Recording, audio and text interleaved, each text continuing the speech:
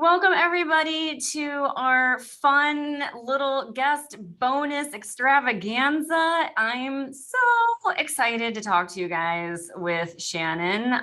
She created the Thrive Factor archetypal system. And I gotta tell you, having an archetype system created by a woman for women makes it like one series of over and over and over again, where you're just like, oh my God, that makes so much sense. Oh my God, that makes so much sense. So welcome, Shannon. Thanks, darling. I'm so happy to be here and to have a chance to talk with you and about this. And I have so much love for how much you love what I created. It's such a joy to have someone talking about, have somebody who just loves it so much. And it's not that other people don't, but this is on next level when Stasha gets excited about it. So, which is very, very cool. So we've got so much we could jam into the hour that we can talk about. And one thing that I want to start with is just how you came up with this. Like, what was that visionary creator archetype inspired? Yeah, definitely. What made you go, oh my God, we need this? And how did it come about? If only it were that much of I had a brainwave and I just decided to create something. But of course, no, that's not necessarily the case. I love it. Look at us. I've got all the archetypes on my coffee mug and you've got Period Coach School on brand. We have a lot in common, the two of us. We laugh at the things that we have in common. So, probably know some of the story, but I know that everyone else listening doesn't necessarily. But I'm the kind of person who's nerded out on things to do with human behavior since my teens. I was reading the work of Carl Jung and psychologists and different things when I was a teenager. Very unusual in the 1980s in Australia to be doing stuff like that. And I didn't hide it, but it was my own curious mentor teacher, I think, probably driving that from an archetypal perspective, just being fascinated by people and how people worked or didn't work and how we functioned or didn't function. There goes my sidekick Archie's bound to say hello. Likes to get on Zoom if he can, on camera. So I was curious about that from a very, very sort of youngish age. And then different times during my life as I morphed into sort of adulthood, some of the study, some of the things I was doing, some of the places I was traveling, I just, archetypes particularly came up, and whether that was to do with that traditional psychology work or when I was traveling in parts of, of Asia and then in Europe and, Greece and Rome and, these kinds of places, and archetypal stories, the myths of the gods and goddesses would come up and they're archetypal stories. So it's just been present in my life for a very long time. And then when I started my business, I had done some more formal study to do with archetypes, cat tail, everybody, come to say hello, and had started to see patterns in the women that I was working with at the time. So we're talking 12 or 13 years ago. And I just started to document. It was patterns in their, now I would say, limiting beliefs, their fears, their language, their behaviors, their emotions. I'm like, wait a second. And next thing you know, it felt like a very quick space of time. I had documented these 12 different types, which are the archetypes that are now the Thrive Factor, and began using it in my work with them, just talking to them about it very gently from what I was seeing as an observation piece. There was no assessment or anything. And then I think it was probably 2011, 2012, the same time that I painted these original artworks for the archetypes, that I turned it into an assessment, which was on an Excel spreadsheet in the olden days before we had technology. And that's the rest is history, if you like to say it like that. So it's now the cornerstone of my work, but it very much was a visionary creator, which is an archetype Stasha and I both have. We will talk about some of the archetypes. And I wanted to particularly help you ladies to understand Stasha better by sharing some of her archetypes and how she's come to, but how you've come to create an original piece of work as well, because it's very much in your archetypes and what it's about. So so I can't get rid of it. I've tried to deny it. I spent many years where I'd use the word archetype and people would look at me like, what are you talking about? Now, not so much. It's very much archetypes. People might not actually know what archetypes are, but they have at least heard of the word and have a sense of what an archetype is. So yeah, it's like And Archie is just here to flagship the whole thing. which he usually does. Manager. Exactly. Just checking. He also does know Stasha's voice, so I'm not surprised he appeared to come and say hello. I'm a little surprised Nugget hasn't jumped in yet, Yeah, honestly, exactly. but she's in a post-dinner coma right now, so. Love it. All right, Love it. so share with us some of these archetypes. Like what do we need to know? Yeah. So, I mean, some of you ladies may, I'm sure like you've been working with Stasha in different capacities. So you would have heard her use the word archetypes because Stasha, you use it a lot in your work. So, which is so cool. And I know that you love the Thrive Factor framework as a framework to refer to these days compared to some of the others that are out there. But, you know, an archetype in a basic sort of simple sense is we'll go back to the root like of the word arche and tupos means first impression. So it's the impression that we give off in the world. But from a psychology perspective, it's so much deeper. It's really is our knowing who we are and the way that I work with the Thrive Factor archetypes for women in leadership and business. It's about knowing who you are, having that profound self-awareness, celebrating who you are, learning to love all the strengths you have, learning to also love all the potential challenges because they may not be horrible, negative things, and to work with them in your life and your work. So what do we need to know about archetypes is that they're not a label. You know, I often get asked, you know, people like, but that's all I am. It's like, no, this is the start of who you are. You know, as I said, I first started using the Thrive Factor framework a decade or so ago in my work. I am still uncovering new information about the 12 archetypes in the framework all the time.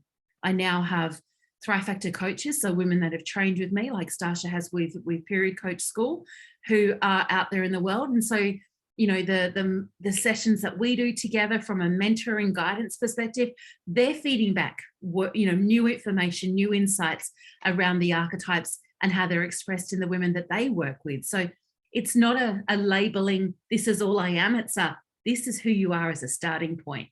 Yeah, which is again more of an expansive feminine view of things rather than this is exactly the linear, this is all we have to offer. Yeah, so it brings a different notion to it as well. There are 12 archetypes in the framework.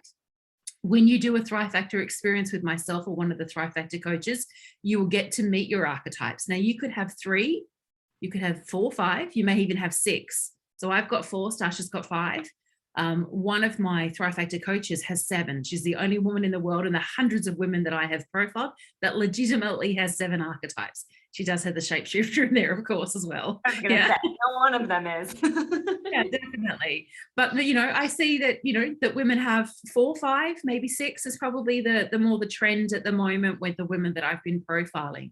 And remember, yeah, I predominantly work with women in business and leadership. So I'm getting a skew, like, you know, not skew, but a cross section of that society. Yeah. But again, it's global. It doesn't matter where these women are based. Those are the kinds of numbers we see showing up.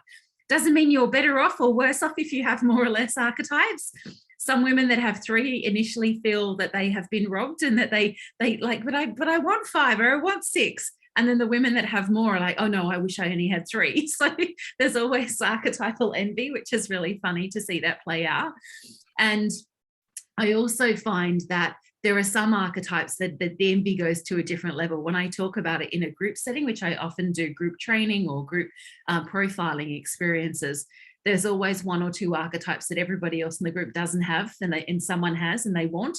And then there's others that are people like, oh, you know, you could keep that. Like, you know, they hear about me talking about both the strengths and the potential challenges. Like, yeah, no, I'm so happy I don't have that one. Or there's someone will say to me, can I give that back? Like, I don't want that archetype. And when we look at it, it's just because they have had a lived experience of the potential challenges have become real challenges with a negative impact.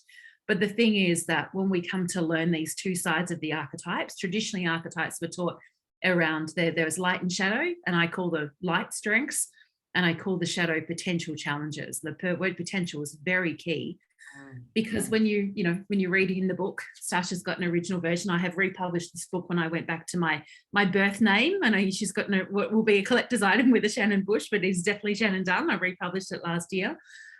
Same book, same content, different name, author changed name. But in the book, if you were reading an individual archetype as a one-off, you're reading about the potential challenges, but you're not taking into context that you have other archetypes that could have a significant influence on those challenges so that they don't ever even show up for you. Right. And challenge is just being aware, right? It's like when you know the menstrual cycle and you know your testosterone dips and you know that your confidence will wane when your testosterone dips, you no longer feel like you're a useless waste of space. You can go, oh, my hormones shifted. Not a big deal. I know what's happening, and you can move forward powerfully. So if you can see what your potential challenges are going to be, it gives you that ability to go, okay, let me just keep an eye out for this. Knowing is the battle. Yeah, totally. So that self-awareness piece, I think, is one of the most powerful gifts that we can give ourselves, because we stop then going into the space as much. Some women, and again, based by archetypes, some more than others, will go into the space of that judgment and that criticism and the comparison. And yet when you can bring it back to, that's okay, this is this in this archetype, but I've also got this and this and this, all these strengths that I can use in this archetype and the other ones that I have, then that's where you step into that space of being holistically yourself. Yeah. And you activate the thriving. Yeah. So the subtitle on the book is, it says in this little fancy font on the front there, unlock your effortless success zone. Now that's speaking to the reality that when we know ourselves and we can honor who we are, and we have awareness of our strengths, awareness of our potential challenges, and we actively use our strengths to support us in whatever we're doing in life and work, then we create this dynamic of greater ease. That's your effortless success zone. It doesn't say effort free. When people are like, yeah, where's this effortless thing coming in, right? It doesn't say effort free. It says effortless. So as it is over time, yeah, you get to that point where something may come up. You might have a thought, something might happen. You might have an emotional response to something. You go, I know where that's coming from. That's coming from my whatever archetype or a couple of archetypes, and this is who I am, rather than why do I feel like this and this is horrible, and all the different kind of emotional reactions that we can have to things that can put us in the space where we feel like we need to walk away from our business, give up on what we're doing, we've got nothing to offer the world, why bother, like all of that hopeless and helpless kind of space. It's definitely not as dominant. Yeah, I love to see Jane's comment. I love how this crosses over with that. Yes, it does. It does. So yeah, if you have this self-awareness of your, from a personality perspective, from a psychology perspective, it gives a whole nother depth and layer to, okay, this is where I am in my cycle, or this is where what's happening in my life. Different parts of my archetypes may be more likely to be activated in good and not so good ways. Yeah. So that's something that is so powerful, and why Stasha and I have started loosely, but got some intention to do a collab together and to run a program where we bring the two together. Yeah, I'm very excited. We just need to get back on track and do that. The world keeps getting in the way, right? Out there in the world the last year and a half. Yes, lots of stuff going on, lots of stuff. We would never have thought when we were in Fiji speaking at the Ultimate Girls Week away together at the end of February that things would change so rapidly, but that's okay. We're all good. Which is very cool. So some of the archetypes, shall I reveal for you all a bit more about Stasha? So she's got her cards there. I love it. My card's ready. So there is a card deck that does come with the book, but it's only when you actually do profiling with me. There's no other way to get these cards. So they've all got the artwork on the front, and they've got a little clues on the back around to going into the archetypes from the perspective of what I call the 4 M's of momentum, mindset, marketing, money, and magnetism. So I very much, from the way that I work with the archetypes, it does come back in, as I said, to business and leadership, but this is relevant for women in any setting. And my Thrive Factor coaches, one of them comes at it from a money perspective. The other 2 are women that are definitely coaches, but they do a lot of healing work. They're both shapeshifters, of course, so they do a lot of diverse things. And yes, Jane, it is for women only, not for men. And all of my coaches that I've worked with are always, every one of them has individually said to me, I love that this is just for women. And that's one of the big reasons I wanted to come and study with you and become a Thrive Factor coach. I know, Stash, we've talked about it as well, the powerful aspect of the fact that it is just for women. the men I've worked with, I don't work with men in business anymore, but in my business coaching world, I have in the past, and they'd be like, what's that thing you do with the late, like, you know, they were curious. I'm like, well, it's not for you. And that's all I'd say. Yeah. And I have no desire to make it available to all genders. But anyone who is female or identifies as female, it is available to you, definitely. So yeah, so Stasha has 5 archetypes. And I do have to just chime in here that I shuffle them, all of them, not just my archetypes, but all of the archetypes. So when I sit down for like an event, or if I'm speaking or something, I'll shuffle them through and go, okay, who do I need to channel for this event today? So sometimes I get like the mentor teacher, sometimes I got the advocate rescuer one day, and I was like, oh, that's not even my archetype. I don't know how I feel about getting into there, but so I read the card and I was like, okay, all right, I get it. I see where we're going with this. So I love it. I kind of like a little bit of an oracle deck for like, who should I kind of channel or embody in those moments? And that's it. And I love that you mentioned that, because there's something important to mention, is that we have aspects of all 12 archetypes within us. Any of these kinds of systems or frameworks, particularly that come from a perspective of psychology, you know, not some of the other ones out there are more astrology driven and other kinds of things, but the ones that are very much around psychology, they, you know, I'm very much I guess a traditionalist when it comes to the way that I work with archetypes, and that honoring that we have aspects of all 12 within us, so you can activate that. I had one of my clients in my mastermind yesterday say to me, I feel like I need a little bit, I think it was a mediator diplomat, which is a very truth-telling archetype. She was struggling to really connect with her truth. It's not part of her archetypal, you know, profile. And she's like, can I just do that? I said, yeah, can definitely go and read, go and learn about the archetype, listen to the videos that I create and share in my Facebook group around the archetypes, and just embody aspects of her that you want to take on board. So you definitely can, but you have your own archetypes, which, you know, are, so there's an assessment process to work out what they are. It does take some human intervention. It's not like a quick kind of, you know, simple thing. It is quick to do the assessment, but we do look at it and look at your actual results to confirm your archetypes when you work with a Thrive Factor coach. So yeah, I also get asked, do they change? Can I have new ones come in? I have occasionally seen somebody who insists on taking the assessment again. So usually a private client of mine, my nearly 17-year-old niece did make her mediator diplomat was like, saw her little sister do it for the first time not long ago, was like, well, I need to do this again, because Ruby did it on the spreadsheet version. Now she's seen the online version. She wanted to make sure it was fair with her sister. That's her mediator diplomat archetype talking, wanting the fairness. And she did have a new archetype show up. So I have occasionally seen a new one added in, but we don't give any away. We can't suddenly go, I don't want to be that one anymore. But if you've had significant changes in your life, then you certainly could be an aspect of yourself that was sort of hidden to you that wouldn't have shown up when you did the assessment. So yeah, I haven't, Jane. So I can speak from experience with that one, the question about menopause. My archetypes haven't changed, but they also were very solid and very grounded and very distinctly, I've got these 4 and the rest of them are down here somewhere. So, you know, it depends on what your archetypes are. If you have the Shapeshifter Alchemist, which Stasha does, that's the archetype which is the chameleon.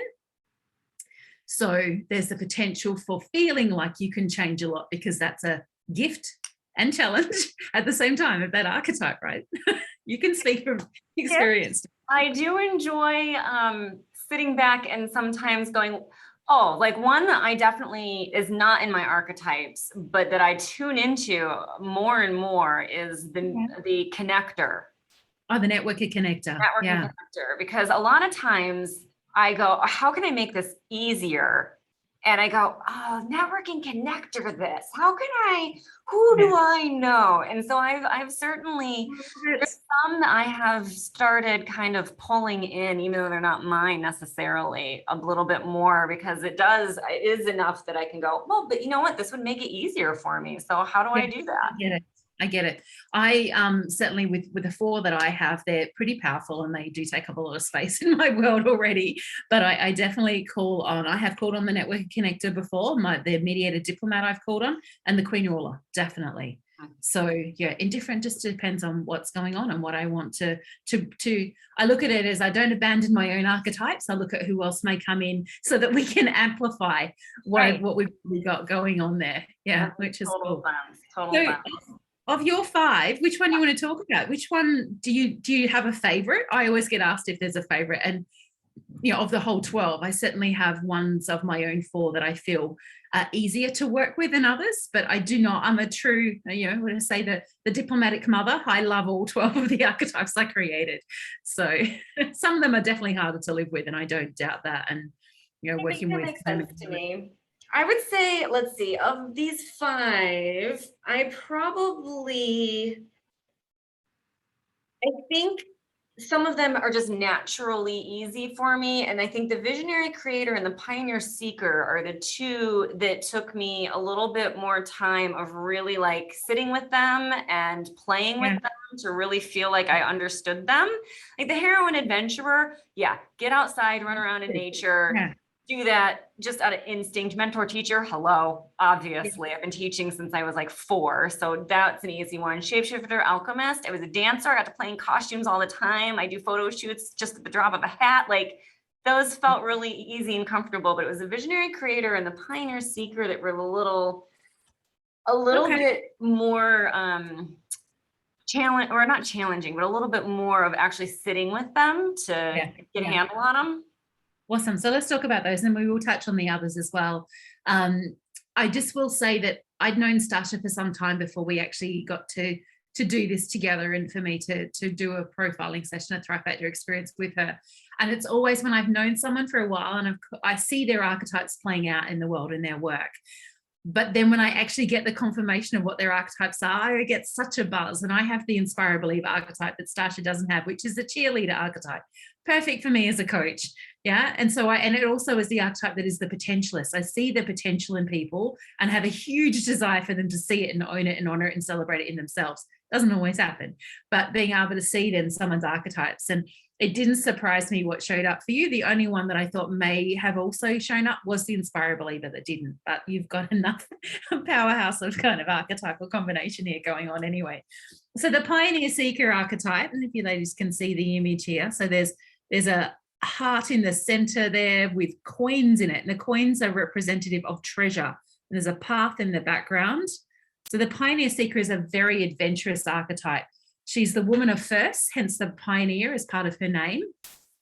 And when it comes to being the woman of first, it's about really championing things in an innovative and disruptive way. Hello, look at everything Stasha does, right? She is my poster girl for the Pioneer Seeker. In fact, we've actually have talked about doing a calendar, when we can move around the world again and I can get the global women involved to do this, or, some kind of thing. And Stasha, you have to be the Pioneer Seeker. There are other Pioneer Seekers would be annoyed that I am very much, Stasha's my Pioneer Seeker, because they like to have attention on themselves very much so. But what about me, and being the original Pioneer Seeker, there is only one as far as Pioneer Seekers are concerned. So it is an archetype set of innovation and disruption. She will jump into things. She will challenge ideas. She likes to push the boundaries on things. She often she has a cheeky, playful nature. Sometimes more sensitive archetypes, Mother Nurturer, Advocate, Rescuer particularly, can find Pioneer Seekers overbearing and overwhelming because their sensitivities, they have an emotional reaction to the very sassy, cheeky, what they would sometimes say inappropriate way that the Pioneer Seeker shows up in the world. So it's always interesting watching that play out in a dynamic of a group of women. I've had that play out in a very uncomfortable way twice on business retreats that I've run, whereas a very needy, sensitive Advocate, Rescuer, both times different women and different Pioneer Seekers both times, and it just hasn't gelled. But that's all right. Everyone played out true to type. I knew how to handle it, right? This is it. We play out true to type, whether we like it or not.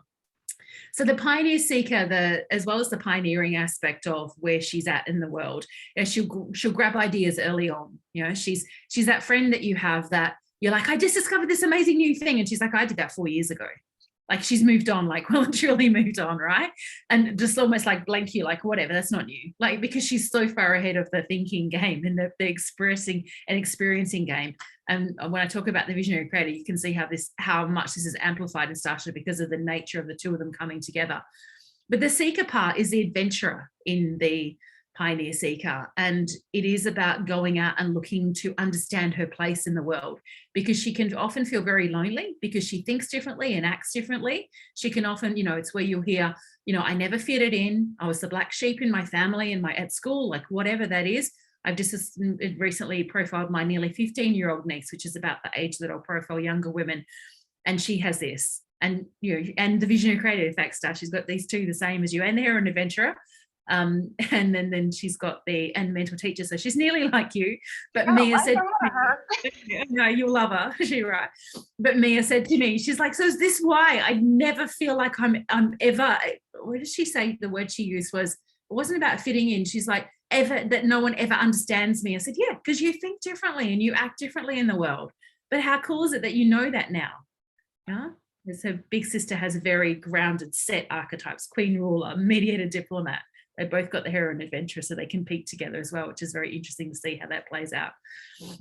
But the seeker aspect is like, well, where do I fit in the world? How do I belong? And a pioneer seeker can often talk about feeling lonely.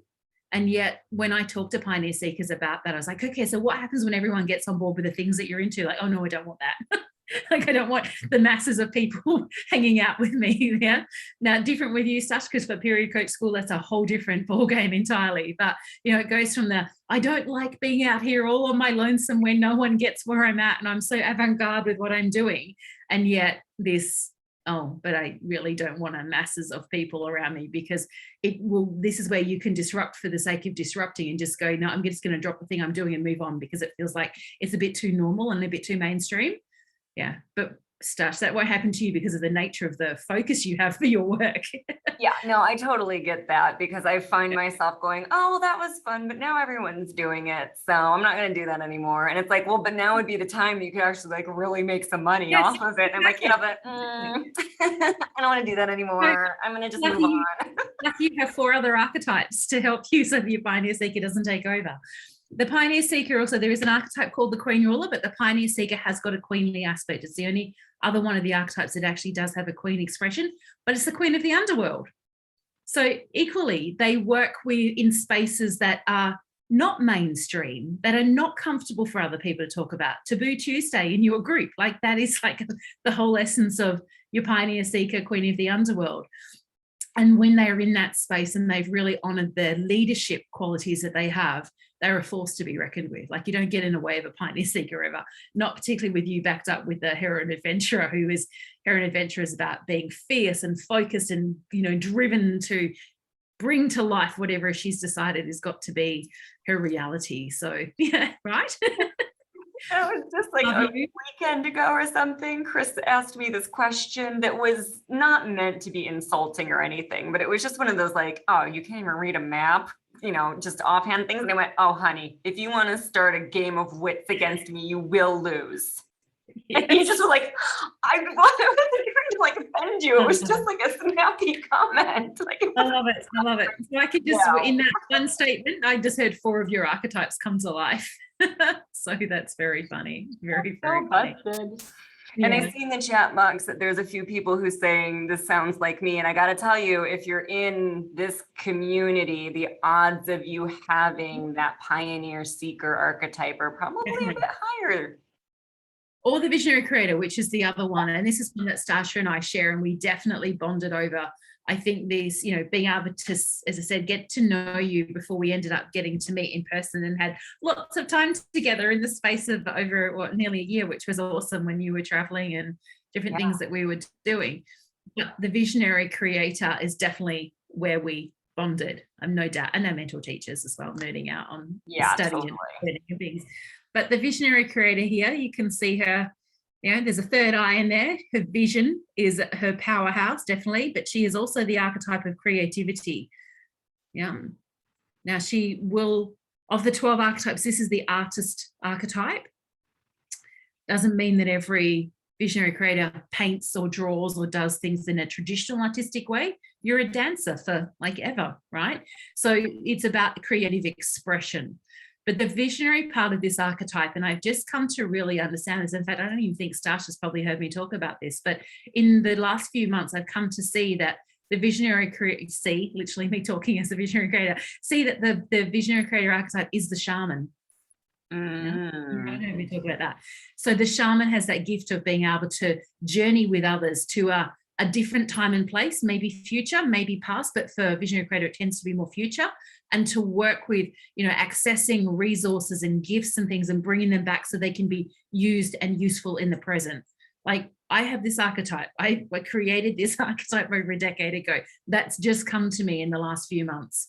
And I know for me, of my 4 archetypes, this is the one that's been not the most challenging, but the one that's taken the longest to truly not embody. She just is so me, but to really understand and celebrate the enormity of her potential in the world. She's why I created an original thing. So the Visionary Creator is the archetype that will create an original thing. The Pioneer Seeker archetype is the one that will run with original and avant-garde ideas and bring them to life. So they work well together. And then we have Stasha with the 2 of them in her profile. Yeah, no wonder, period coach school came to life. It was going to happen. There was going to be something original that you were going to bring to life in a very different kind of a way to the way other people would decide to bring a coaching school to life. So it's the Visionary Creator with that shamanic aspect to her. She has the gift of vision. She has a knowing that she doesn't question. She can see, like, literally what's possible. I have people say to me, well, cool, I can just sit with you and you can tell me what you can see my future is. It's like, it's not like that, right? It's not a clairvoyant kind of gift in that way, even though there has definitely got aspects of it. Some visionary creators will feel very out of depth having that kind of expression talked about. I get it, and I work with it, and I do trust in my seeing, but I can't just switch it on because someone's asked me to. Right? It's not that. And you would understand that, Stasha, as well from your experience of it, I'm sure. But there is that gift and that ability, the strength of being able to see what's possible. I these days do a lot of visualization work focused on the future so that I can gain some clarity and stay connected to what can come and bring that to life now. And I, more than ever, having worked with this for so long, I get a sense of timeline around things, whereas I didn't used to.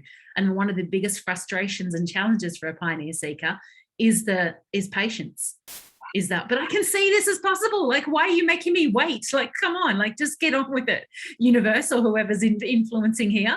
So it's a really challenging thing.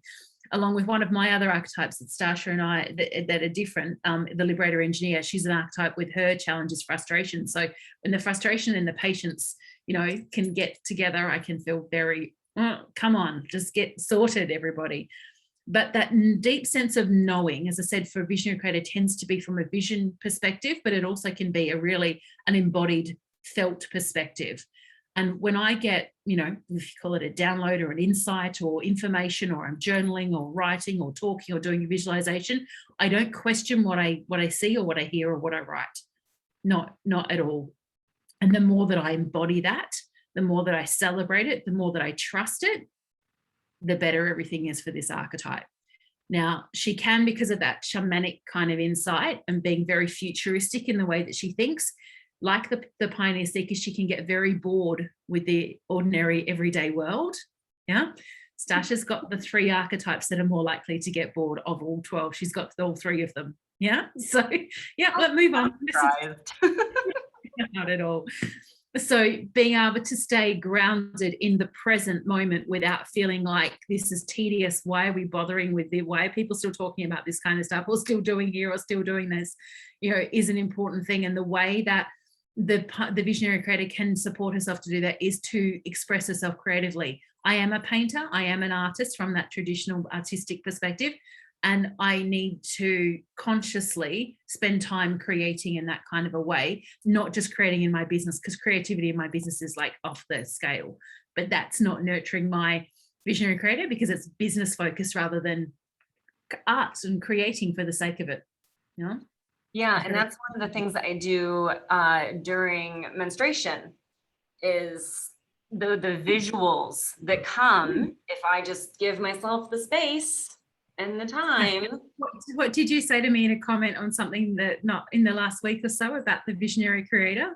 something, it was just made me laugh, something around which only your friend, like when you've got Stasha in your world, something around you, we're talking about, or something I shared about the Visionary Creator, and I tagged you in because I tagged the Visionary Creators in when I share that. And you said something about, I was thinking about you during my last period because this archetype came up. It's like, yes. I love that. Yes. Thinking about you during your period. I love that. I get all of these visions, and then I thought, oh, my visionary creator would probably love to, very poorly, but who gives a shit?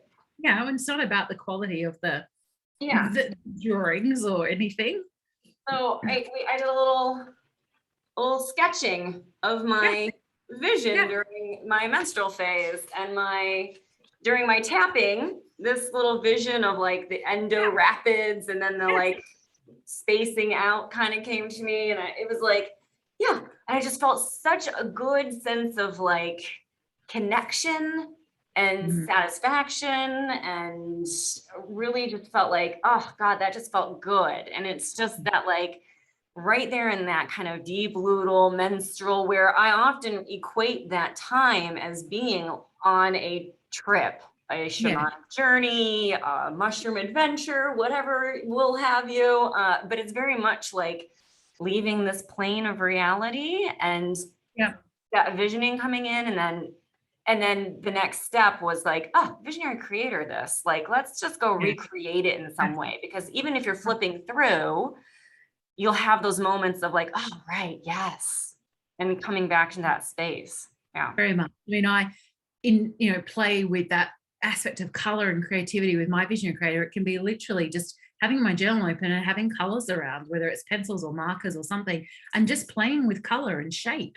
And from that, I can get incredible, clarity on what was I looking for, or what was I thinking about, or what do I want to bring to life?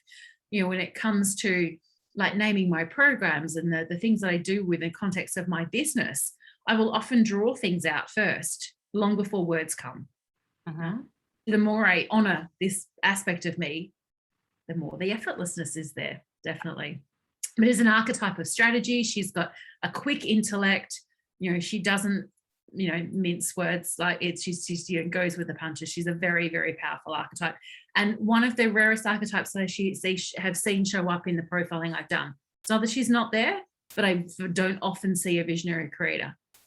So I've seen more of them this year than I ever have, which is very cool. And I think it's just me talking about it more and sharing it more in my work is calling them in more. So, because I want to find them all. Like, what are they doing in the world? I want to see the things they're going to bring to life. So, it's very, very cool. I get that. So let's talk about your other boredom archetype, the Shapeshifter Alchemist. So she has a mask on. She has a cape on. There's lots of color and bursts of activity and energy around her. As I said before, this is the archetype of the chameleon. The shapeshifter aspect, it talks to the fact and the reality that she is so flexible. She's able to be very, adaptable, versatile. She needs variety in her world. And when it comes to business and a sort of a career perspective, I will always suggest that Shapeshifter Alchemists spend a lot of time putting variety in their life, so they're not bringing it in so much into their work, because otherwise they could feel very disjointed and like they're trying to do a million things. Women in a business perspective that often will refer to themselves as healers or multimodal, or have, different kinds of thousands of different things that they're qualified in. They could also have the mentor teacher, but the Shapeshifter Alchemist is at play there. And then they can find it challenging to distill that into one offering or a core kind of way to express what they do in the world and their place in the world. It's not impossible at all, but it can be. It's like, but I like to do all these different things and I want to tell everybody about all of them, which from a business perspective doesn't always work so well. So being able to bring it, harness it back in, focus on the outcome of what you create in the world, not how you do it, is a better way to look at that from a simple business perspective with the Shapeshifter Alchemist. But this is the archetype of magic. This is the archetype that is the manifester. Now, the Visionary Creator has a manifesting ability as well, but it's different to the Shapeshifter Alchemist. From the Visionary Creator's manifesting perspective, it's about that ability to see and then trust in the seeing so that it comes to life, so take action in line with it, with what, what's going to come into the future and to bring it to the present. The Shapeshifter Alchemist, I always say to anyone who has this archetype, Be very considered about what you're thinking, saying, feeling, and doing, because your thoughts, words, feelings, and actions can become your reality instantly. Like it's just both the good and the not so good, right? And this is an archetype that I talked about earlier, where there's often envy when I share it in a group, because women that don't have this hear me talk about the manifesting ability and like, I want that, like I want this archetype. The women that have it either love it because they get that, or they don't have a great love for the Shapeshifter Alchemist because all they've experienced is manifesting not good things in their life through often for their entire life. So it's about learning to switch that around so you can change your focus and to realize that you can actually, if you can manifest that powerfully, then you can manifest it in the way that you desire to. This is an archetype that can sometimes feel scattered and ungrounded. That's the shape-shifting aspect of being, changing and evolving and shifting all the time, of being the chameleon, of spending time with others that it may have very strong personalities and strong influences, and you sort of become a bit like them. Now, with the combination of archetypes that Stasha has, that's less likely, but there are women that have less grounded archetypes in the rest of their profile who very much, like, they start sounding like, dressing like whoever they're hanging out with at the moment. You could pick it a mile away if you knew who they were spending time with. They just morph all the time. But the way to stay grounded is to bring more magic into your world, to do something magical every day. Now, when I say that to women that don't have the Shapeshifter Alchemist archetype, they're like, how's magic grounding? I'm like, well, I'm not telling you what's magical. You work out what's magical for you. Where shapeshifters go, oh, brilliant. Can I do more of that, please? What's magical to me? They get it straight away. And it's like, again, what is magical to you? That's a question for you to ask and answer. I'm not going to tell you what's magical. What makes you feel a sense of magic, whatever that is. And it could chop and change 1,000 times in a day because you're a shapeshifter anyway. But doing more of that is going to really ground you into the energy and the incredible potential that this archetype has to express in the world. She's very whimsical. She is very magnetic. Women that you work with, or your clients that you work with, or people in your world will be drawn to you, and they'll be like, I don't know what it is. Because they can't pin it down, because you're morphing and changing and evolving all the time on a different scale to others. But they'll just be, they're drawn into that mystical, I'm not really sure who you are and what you do and how you do it, but I know I feel good at the other end. This is in all of your work. Who you are. Definitely. As you said, those three archetypes together, yes, they all get bored easily, but the way that they work together, and you've worked them together into your work, it's just been such a joy to see. So cool. All right, 2 more for Stasha, and then we'll see if anyone has any questions about anything. So we're only going to get to talk about 5 archetypes today, but that's okay. If you want to know more, come and find me. So the mentor teacher is there, and the heroine adventurer. Which one do you want to talk about first, Stash? You said you know both of these very well. Teacher. I think there's a lot of the mentor teachers in here. I know there's a few heroine adventurers, but I know there's a lot of mentor teachers in here for sure. I certainly know, like in my community, that the mentor, teacher, inspirer, believer, liberator, engineer are the 3 dominant archetypes. Again, from a branding perspective in business, getting to understand who my ideal clients are from the perspective of their archetypes, effortless to connect with them, right? And there's no black and white kind of way to work this out, but what I have seen the trends over the time that I've worked with women from a brand and a business perspective and looking at their ideal clients, that about probably 60 to 75% of our own archetypes will be expressed in our ideal clients. Again, we're resonating, we're magnetized into each other because we get each other and we understand who we are in that beautiful harmonious way. So mentor teachers, I call her the wisdom woman. She is here to soak up as much as she can learn. It's both what I call a lived and learned experience is important for the mentor teacher. And, when you really get to understand the power of bringing in both a lived and a learned experience, you're really talking about embodiment of knowing. But wisdom is the expression of the lived and learned experience, whereas knowledge is about the learning we actually do. So there is definitely a difference there. There's on the bottom of each of the cards, or under each of the images, there's a little message. And on this one for the mentor teacher, it says sharing and inspiring knowledge for everyone. That was a message that I created when I created the image, but now I understand that, yes, that is the core of it, but wisdom is a whole nother layer and level of bringing knowledge to life.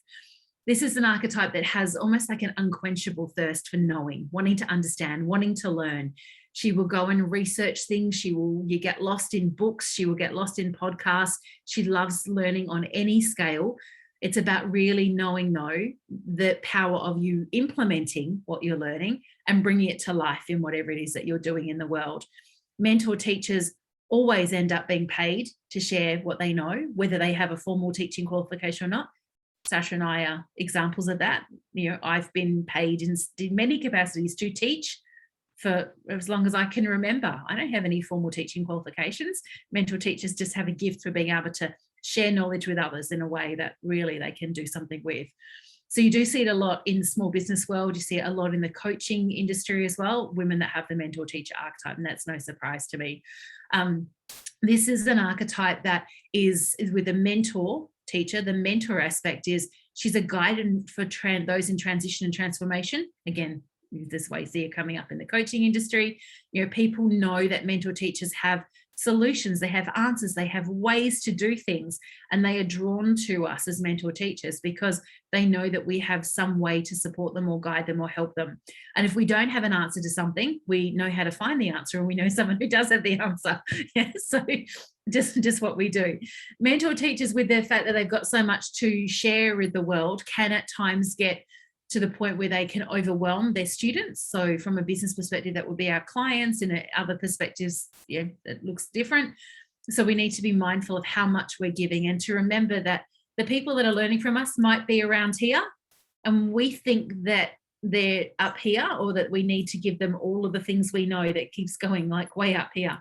So bringing it back down and being mindful then that we are working with and teaching and supporting at a level that's appropriate for where our people are at, and not overwhelming them with too much information or stuff that's way beyond their ability at that point in time. Now, this is another aspect with your other 3 archetypes of boredom, where your mentor teacher could also get bored at times, Stasha, because you're just like, I just want to do more. I want to go to greater depths. I want to share and teach in a different kind of a way. So this is where we just, rise our people up, rise our students, rise our community up to work with us in a way that we actually want to be teaching. Yes, exactly. More. Mentor teachers can sometimes find themselves signing up for doing programs, courses, things, whether it's an informal thing or a more formal study, and sit there and go, I already know this, or I've done this before. And drop what they're doing. Now, the thing is to stick with it, because the assumption that I'm just called Jody out here. I love it. I'm just talking to myself too, Jody. Don't you worry. But the assumption that we know and we know it all can be something that can be an Achilles heel for a mentor teacher.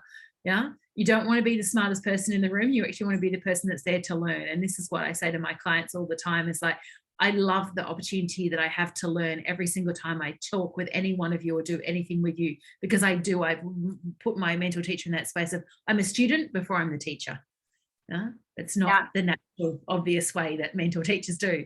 Mentor teachers, when you've got a mentor teacher teaching, you'll pick the mentor teacher in the room, because they'll sometimes, if they're feeling threatened and uncertain about what they know and not trusting their knowledge and their wisdom, they'll try and out-teach the teacher. Which is really interesting dynamic to see.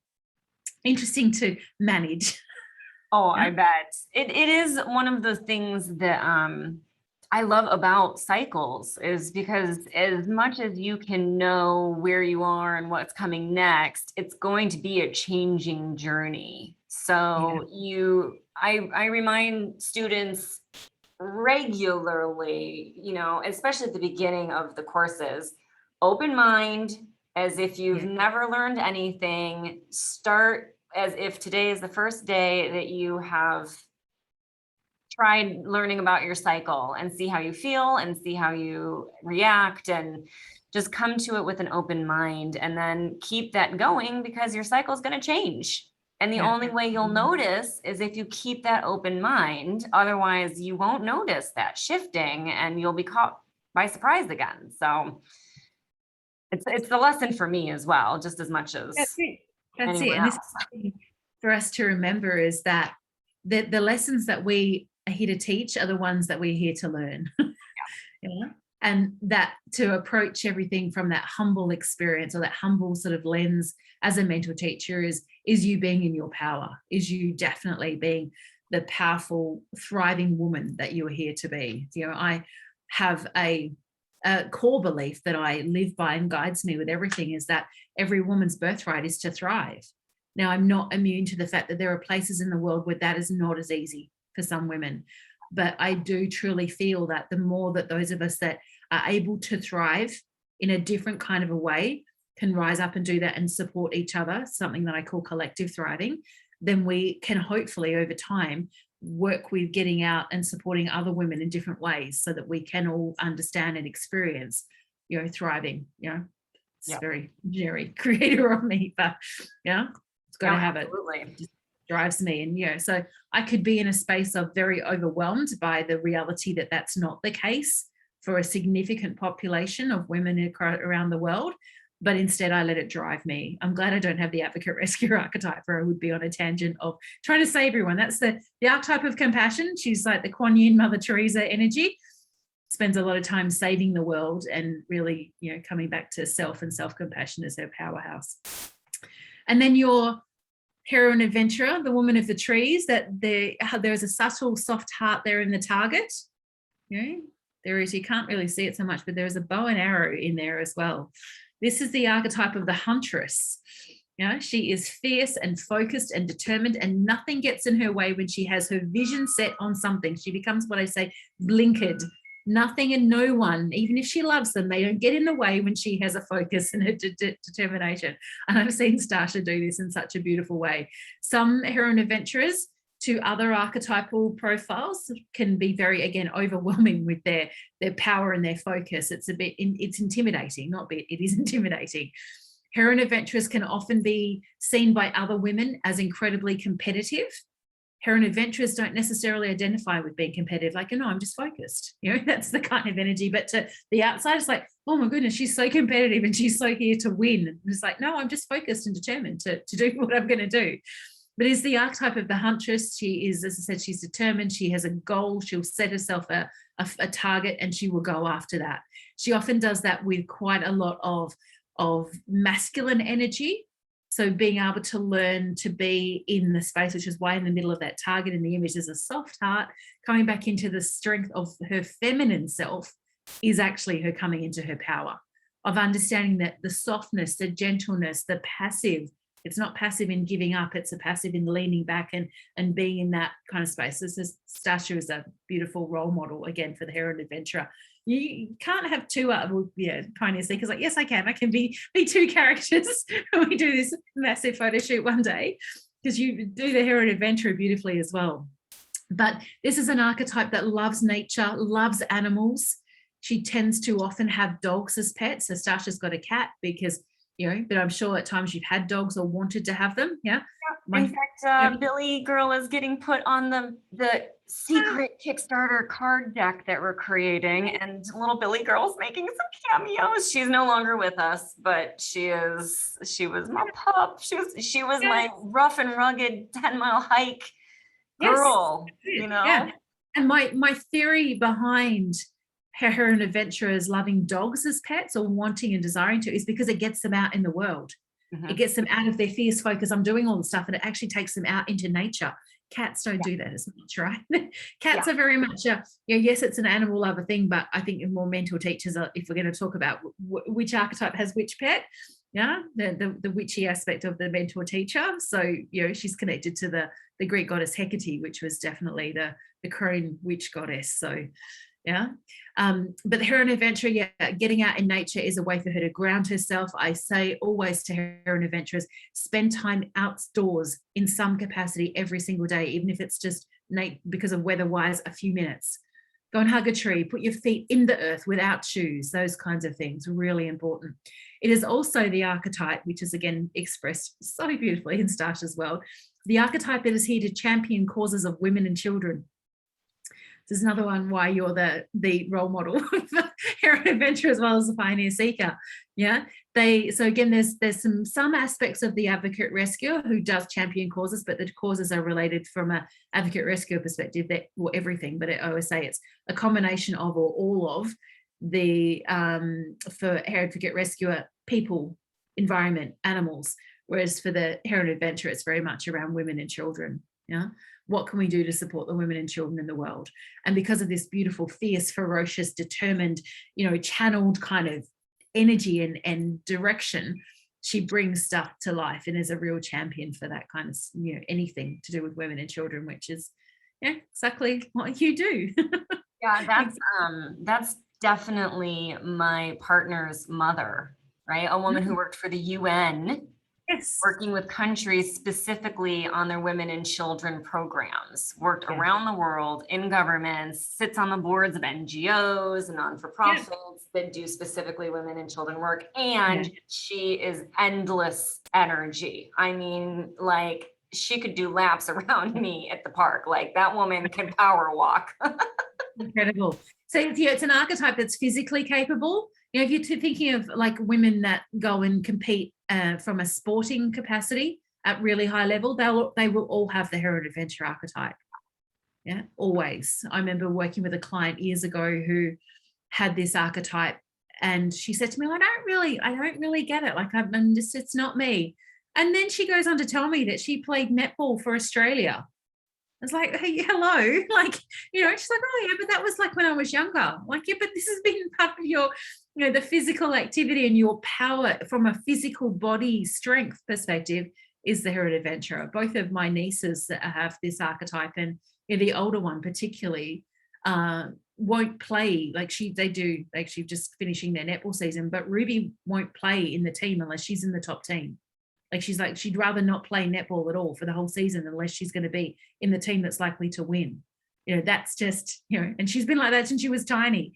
Her little sister, who also has this archetype, but not the other strong ones that Ruby has used to say to me when they were toddlers, like, because they're only 20 months apart, I'm not playing because Ruby just wants to win all the time. Like, So, and the hierarchical aspect of the way that the two of them are, and Mia's got the Pioneer Seeker, she's got the Dark Queen, Ruby is the Queen Ruler. So it's that, there's a different kind of a thing showing out there. So their Heroine Adventurers play up in with each other in a very fascinating way to watch as they're auntie and just chuckle. So yeah, it's very cool. So there we go. That's that. You got to know Stasha now. You can see where all what she's doing in the world and where it's being expressed from an archetypal perspective. And this is one of the greatest gifts. There's Nugget. The greatest gifts that we can give ourselves is there's coming to this space of self-awareness and owning and honoring who we are.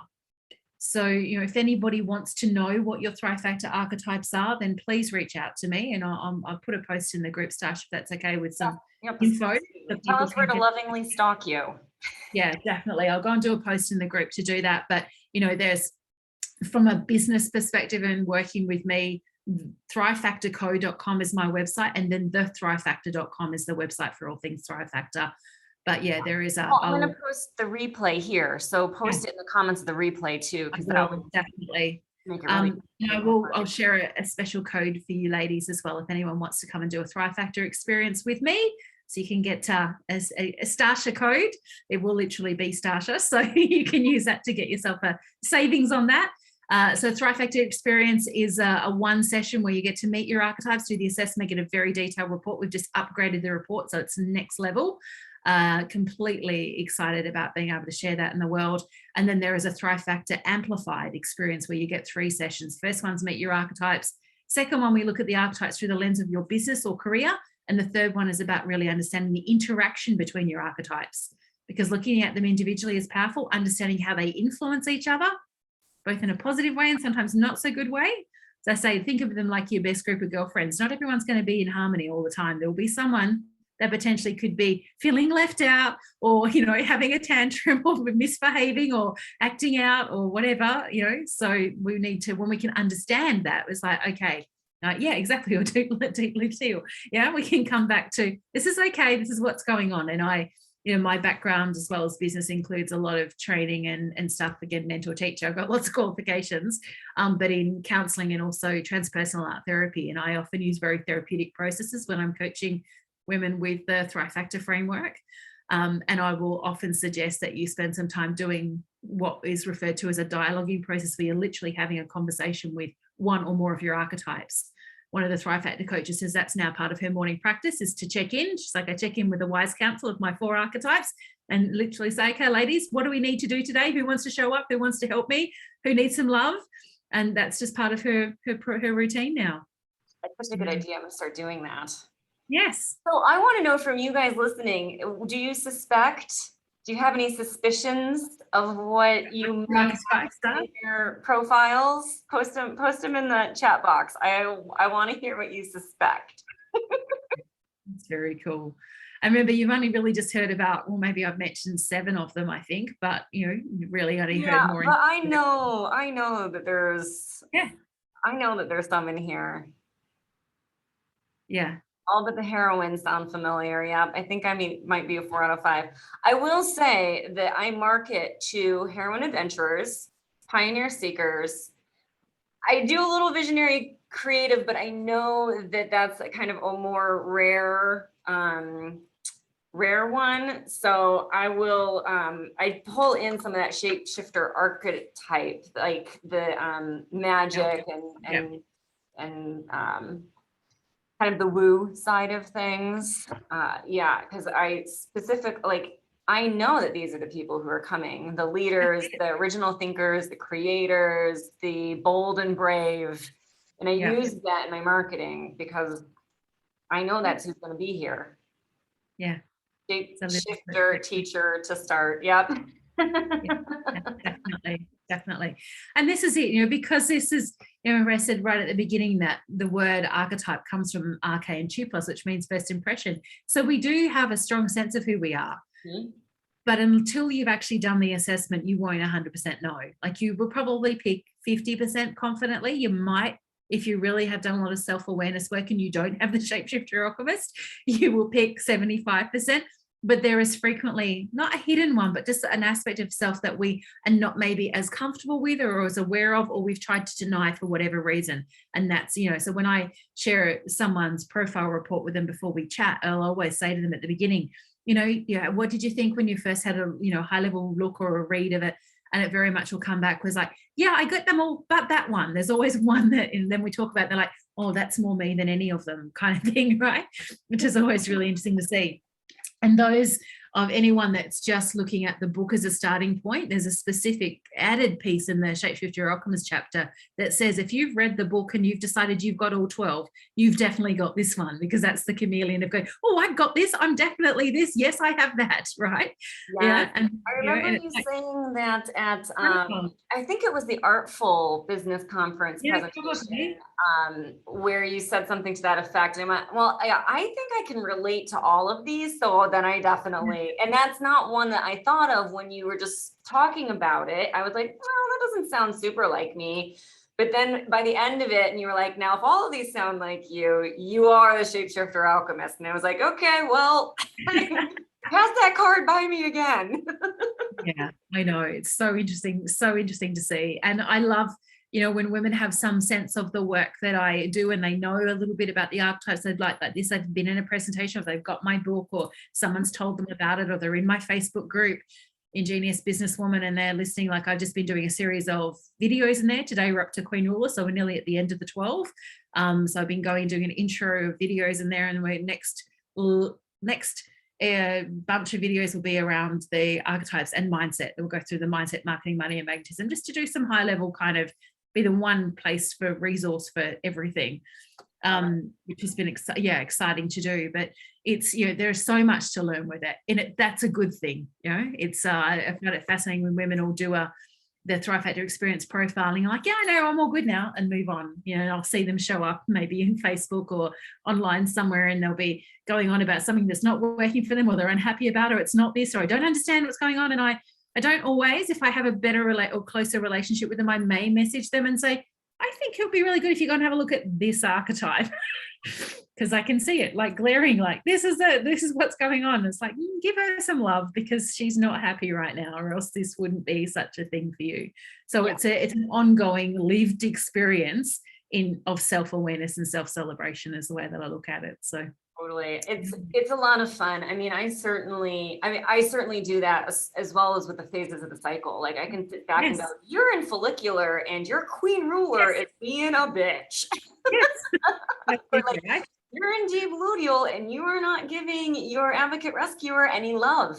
Like, it's kind of fun to see. Like it is definitely enjoyable, and you can see those things poking their heads up. And like, even I'll look at somebody's period coaching school application form and go, oh, I know this person is at least this and this, and maybe that too, just off of like 2 questions on the forms.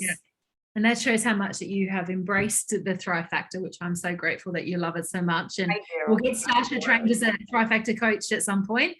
So it's pretty on my when I can get out of the launching the school and getting the school created, and I can go back to actually having fun and doing new things.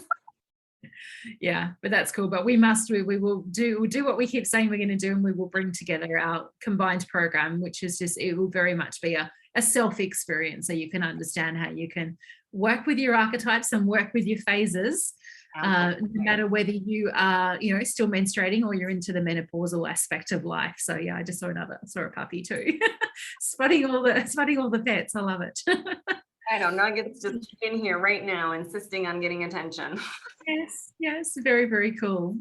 So cool. Well, thank you so much for coming and sharing all of this with us. And guys, look for the replay so you can grab the links from Shannon and the codes and stuff. I'll put the replay in the Red Circle group. I'll also put it in the Flow Freedom group for you guys as well. So have a look at both of those wherever. And Shannon is in the Red Circle group, so we put the links there. Are you in the Flow Freedom group?